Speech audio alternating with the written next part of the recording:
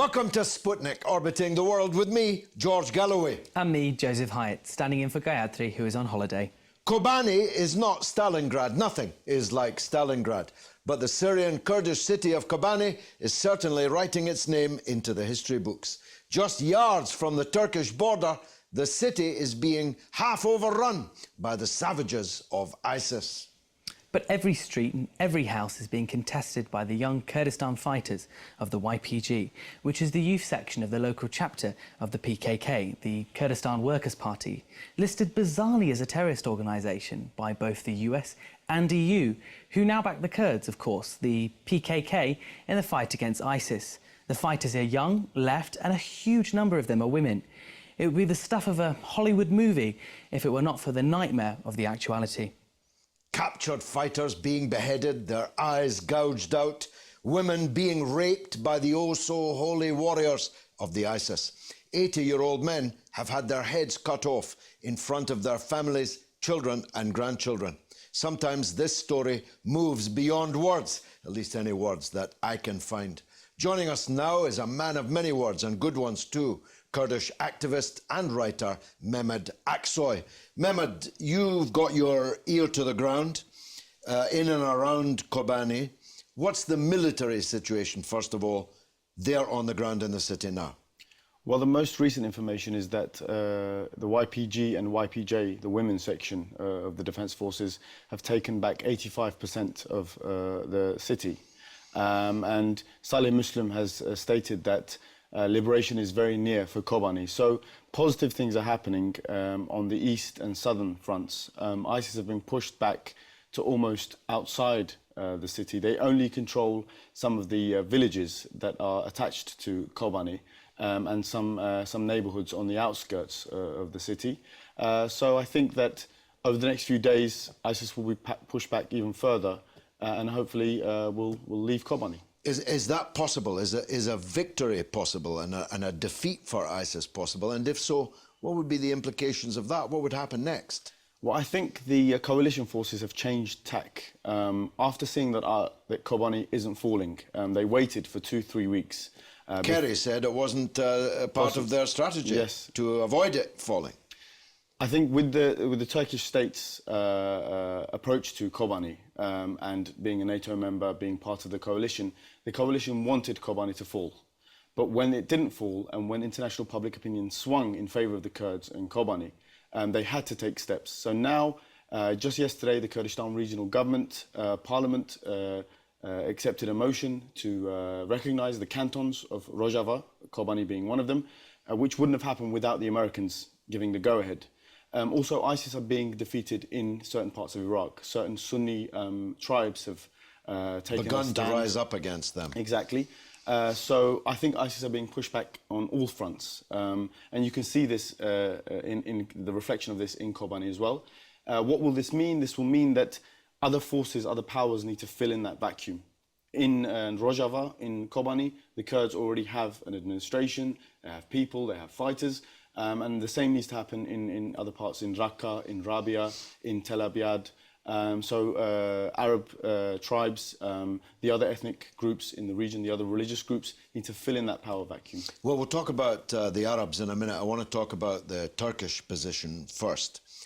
It was, I would assume, a matter of shame, consternation certainly, for Turkey's friends and allies in NATO, to see a huge Turkish military force at the fence on the border, able to see, if they had field glasses at least, the beheadings and the murders, but not being prepared to lift a finger, and worse, not being prepared to allow the gate to be open so that Turkish Kurds could enter and come to the side of their brethren and sisters fighting there. But the impact amongst the Kurdish public opinion in Turkey has been dramatic, and it now endangers the peace process between the PKK and the Erdogan government. Tell us about that. Well, the position of the Turkish government, the Erdogan government, for 2 years has been one of supporting the fundamentalist extremist groups in Syria against the Assad regime. They expected the Assad regime to fall very quickly. The Kurds who were fighting the Assad regime since 2004 did not take active arms against Assad. Instead, they built up their own administrations. Turkey were very afraid of this because they thought it would reflect badly, according to them, on the Kurds of Turkey. So they were supporting first the Al-Nusra Front, which That's then the ISIS... Al-Qaeda affiliate, which ISIS broke off of. And obviously, UK, EU, US governments were also supporting the Free Syrian Army and the Syrian National Coalition against Assad. So all the arms that were provided by these forces went into the hands of these extremist forces. The Kurds, meanwhile, refused to take a part in this because, one, it didn't recognize Kurdish administration, it didn't recognize Kurdish rights and autonomy in northern Syria. So over the last 2 years, the Kurds have been putting up a fight. The international community and media turned a blind eye to it. Turkey was funding, letting these groups through their borders.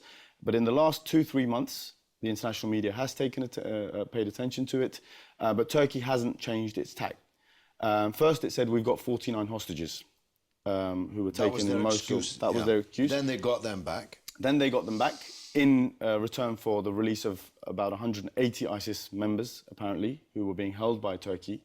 So Turkey were actually negotiating with a terrorist organization. And then, after this excuse was taken away, they still refused, as you said, to let the people across the border because the Kurds wanted a corridor to be opened. Well, that's it. They want Turkish occupation of the north of Syria. Yes. What they call a buffer zone, what anyone else would call an occupation. Presumably the Kurds have no interest in agreeing to that. No. They want a buffer zone and they want a no-fly zone. Do ISIS have any planes? No. Why do they want a no-fly zone? Against Assad. Turkey, and especially the AKP regime, have banked on a Sunni corridor being opened through Syria, going through Iraq and the rest of the region. They want a Sunni-dominated sectarian divide in the region to serve their own neo-Ottoman purposes or ideology. Their paradigm, the way they see the Middle East, is through this neo-Ottoman prism. And the fall of Assad was going to make this possible for them. But it's worked out exactly in the opposite direction. Davutoglu was regularly saying, in a matter of weeks, Bashar will fall. And of course, 3 and a bit years on now, he's not fallen. He's not going to fall, at least in those parts of Syria that he and the regime currently hold. Let's talk about the popularity or otherwise of Erdogan's line. The Alevi people are against it. The Kurdish people are against it. The left, such as it is now in Turkey, is against it. One imagines that those elements inside the armed forces that don't like Erdogan don't much fancy a war in Syria. If I'm right about that, then the Erdogan position is quite precarious. He only has, it's a good score, 47%, but it's not a majority, and it's certainly not an overwhelming majority. No. And also, international forces are also against it now. America, France, the UK are starting to accept a future with Assad rather than without Assad. And this is the key, I think. Apart from internal opposition, external opposition has swung against Erdogan as well. Within Turkey, as with the Gezi protests, as with the recent protests for Kobane, there's a very, very strong opposition against the Erdogan regime, which is becoming ever more authoritarian in its policies as well. Just the other day, they passed a new bill extending the police's kind of rights in what they can do when against protests. Let's talk about the Arabs then, quickly. The situation in Iraq. There's a new prime minister. He's talked a different game from al-Maliki. So far, he hasn't really delivered one. The image of the central state in Baghdad is heavily tarnished by recent years. You say that there are now some signs of the Sunni tribes in the west of Iraq, in the north and west of Iraq, beginning to turn against ISIS. Tell us something about that. That's new. Well, from what I've read from the media, 3 or 4 tribes have come together. One very important tribe in Deir ez-Zor, I think, in that region, has started fighting ISIS on the ground, on ground level. I think it's very important that these tribes come out and unite and have a strong government behind them to fight extremist forces like ISIS, because that's the only way that, as I said, they can fill in that power vacuum. Otherwise, forces like ISIS, which have fighters from all over the world, I call them international hitmen for finance capital, will continue kind of borrowing into that, into the region if the local people, if the tribes there don't put up a strong stand. This can only happen, though, if things aren't done along, for example, ethnic or religious lines. A sectarian war or kind of taking sides on a sectarian or ethnic along those divides will only lead to more conflict in the future. So, you know, conflicts with Shia Muslims especially, the Kurds, the Turkmen, the Assyrians in that region, the Christians, all have the right to live in that region. And they have to unite against, in this case, a common enemy like ISIS. Joseph, you were very interested in the youthfulness and, of course, the high female component of this great battle in Kobane, weren't you? Absolutely, they're a very impressive force, aren't they? But the question is, if there is a victory for them, do you think it will change the circumstance that we're in? Definitely. The reason why there are so many young people and so many women involved is because of the ideological standpoint of the Kurdish movement. They believe in a gender equal, secular, democratic and communitarian society and system. The reason why these people find their future in this system is because it's not drawn along gender lines, it's not drawn along ethnic or religious lines. And this, the administrations in Rojava, in northern Syria, including Kobane, will bring about a change, will spread this change across the region. People see their future in this system, in this administration, which accepts the Armenians, the Assyrians, the Arabs living there, which gives them the power to decide on their own fate, decide on their own future, and it's localized power. It's the penicillin, if you will, for nation-statism, for patriarchy, for finance capital, industrialism, which is killing the environment and the ecological health of the region, really. So I think that a victory for Kobane, a victory for northern Syria, for the Kurds and the other ethnic groups there, will mean a victory for the rest of the Middle East. In a nutshell, because we've only got time for a nutshell, chances of PKK being taken off the terror list now? Well, this is the only way that there's going to be a solution in Turkey. We liken it a little bit to the ANC and to Nelson Mandela's situation. If the EU, if the UK, if the US want peace in Turkey, if they want the war to end, for there to be stability there, not just in Turkey, but in Iran, Iraq and Syria, then the PKK need to be taken off the terrorist list, which will also strengthen the hand of the Turkish state and the Turkish government, because then they won't be in negotiation with a group that's on the terrorist list. And it will also help us Kurdish activists openly do more activism to help democracy in the region as well, because now we're criminalized whenever we try to help the PKK or the Kurdish movement in general. So it's a win-win situation if the PKK are delisted. Memed, thanks for joining us on the Sputnik. Coming up after the break, an interview with Denis Halliday, formerly a bigwig with the United Nations. Gayatri and I caught him in London when he was passing through just last week.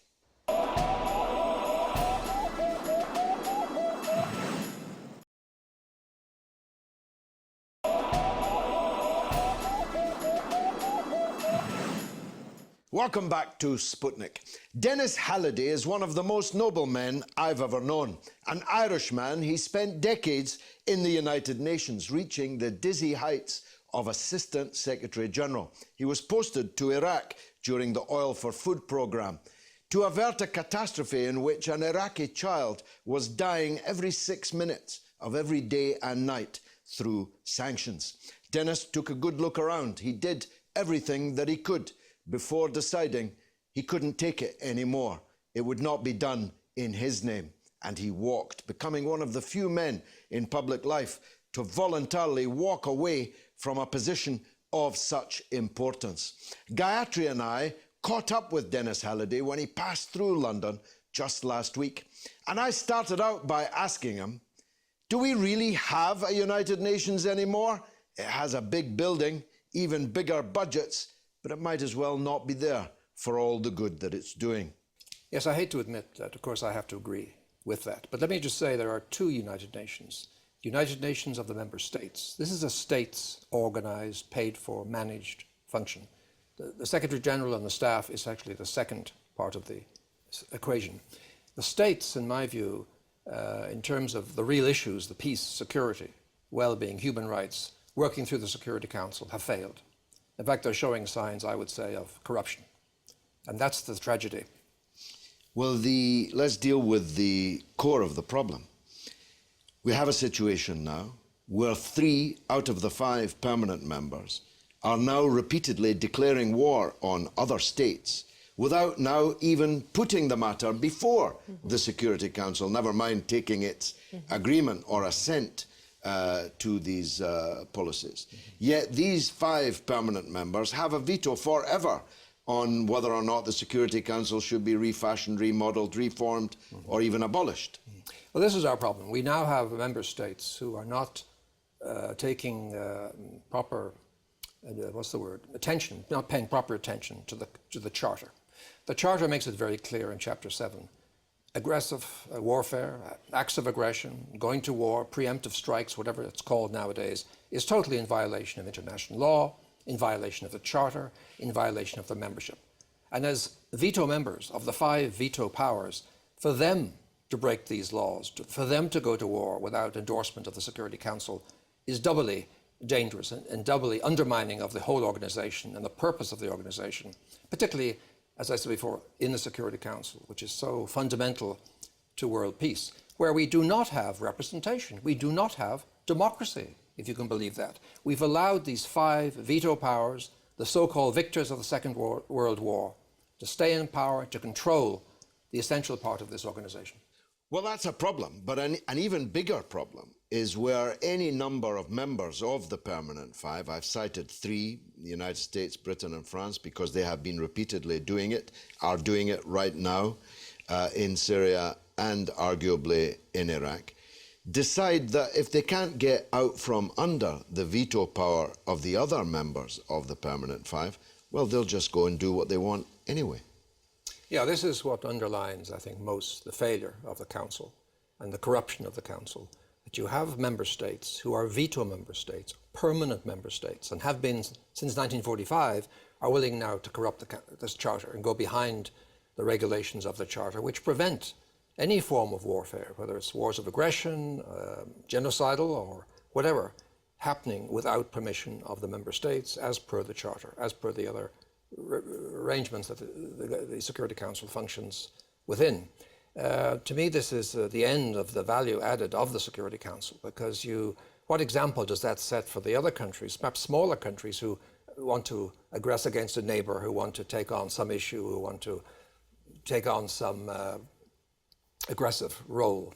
I mean, if the leadership and those held most responsible do not respect the Charter, why should anybody else? Well, let's take one of those smaller countries, Israel, which came into being as the result of a decision of the United Nations, in just the last few months, has broken the Charter, has broken extant Security Council resolutions, has killed United Nations personnel, has destroyed United Nations facilities in Gaza, in fact, over and over again, and yet, at the next meeting of the United Nations, can walk up the red carpet as a PACA member state.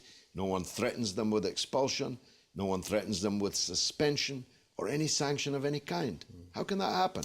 It happens, unfortunately, because the United States gives blind support to Israel.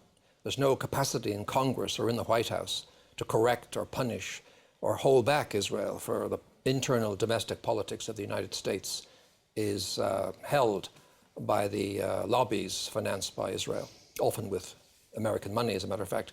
So the Americans are afraid to deal with Israel as Israel should be dealt with, because Israel is, as you said, in violation of just about every international convention, the Charter itself. So they go in there and they kill 450 children, for example, recently in Gaza.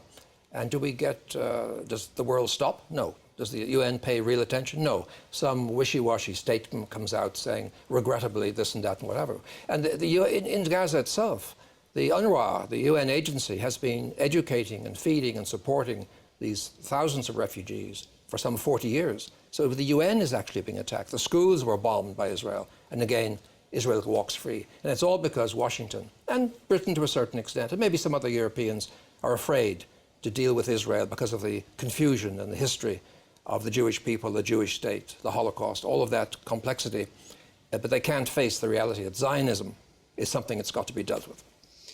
Let's go back to the issue of structure. How can you have a Security Council where some of the world's biggest countries, indeed its second biggest country, is not in the Permanent Five, it's permanently locked out of the Permanent Five? How can Germany, the greatest economy in Europe, not be in the Security Council? Brazil, the greatest country in Latin America, locked out permanently of the Security Council. Surely these kind of demands now need to be raised. That if you're going to have a Security Council, if you're going to have any permanence, a Permanent Five, it'll need to be the Permanent 10. Well, you see, as you know better than I probably, the stranglehold of the 5 permanent members goes back to Yalta, when Roosevelt, Stalin and Churchill met and decided, given the failure of the League, they were going to sort out the future, have a United Nations which they would control. And that by adding France as a gesture to de Gaulle and by adding China, they created this 5 veto power permanent seat for themselves. And they're still in business, if you speak. They're still controlling the UN. The BRIC countries that you've mentioned, other large countries, are not represented. The North-South balance is just not there. There is no democracy. I mean, it sounds like revolution when you talk about democracy in the context of the Security Council. But the South needs to be represented on a permanent basis, or at least with the same strength. I mean, I have a suggestion for that if you want to get into it. Tell us, how can we solve this? Yeah, I believe what we have to do is to abolish the present 5. We have to have regional seats in the Security Council. So North America would have 1 permanent seat. Canada, the United States, Mexico would have to decide who sits on that seat. And when one of them when the country sitting speaks, that country will represent the 3. Latin America would have 1 seat. Maybe Costa Rica would be selected to sit on that seat. But when Costa Rica spoke, she would speak for the whole of Latin America, and so on for Sub-Saharan Africa, North Africa, the Middle East. You could visualize a very different body with some democracy at work and representation, no veto power. And I think we'd find very different decisions. And these wars of aggression that we undertake would simply, in my view, be changed. That would not happen, I don't believe. We need that desperately, and it's not on the cards because the change of the Security Council and its makeup is built into the Charter, and only the member states, the permanent member states, can change the Charter. So they're very, very tightly it up to serve their own interests. It's quite extraordinary. Denis Halliday, I salute you. Thank you. And now it's your turn to tell us what you think through the portals of social media. What's rattling, Joseph? Well, so on the question of the United Nations and the state of its Security Council, Neil Barrington says it's become a totally irrelevant, toothless organisation. Very rarely does it ever get close to what it should do. Well, I'm afraid that there's no arguing with that. Denis Halliday couldn't really argue against it. He would probably say it's better that we have it than that we don't. I think it's encouraging a massive illusion that we have some kind of world authority, when in truth we don't. And Sean Sibben says, bring back Kofi. Kofi Annan was a better man than Ban Ki-moon, or Donkey Moon, as some people call him. But he had some terrible shortcomings too. Quite a lot going on this question of Turkey and on the border with, obviously, the situation in Kobane. On the question of will President Erdogan let the Turkish Kurds across the border to help defend the city of Kobane, Ino Lobo says, the Turkish government has Ottomanic dreams. The annihilation of innocence is inconsequential to them. Well, they're hoist on this terrible petard that anything which strengthens the Kurds, their self-determination, their self-organisation, their military strength, is seen by him as a dagger at the heart of the Ottoman, the neo-Ottoman state that he's trying to create. Well, Junior H disagrees. He says, why would he? ISIS are armed to the teeth and are organised. The Kurds in Turkey need to calm down. I don't think I would if my loved ones were in trouble like that. Well, no, and of course the reason ISIS are armed to the teeth is Erdogan's fault, as well as the fault of some other governments in that region. All those weapons which armed them to the teeth crossed his border with his connivance. Well, that's all we've got time for today, sir. Which, alas, means that's the end of the show. Don't forget to tweet us. It's RT_Sputnik on Twitter. And, of course, on Facebook, it's Sputnik on Russia Today. But from me, Joseph Hayat, it's goodbye. And from me, George Galloway, it's been marvellous.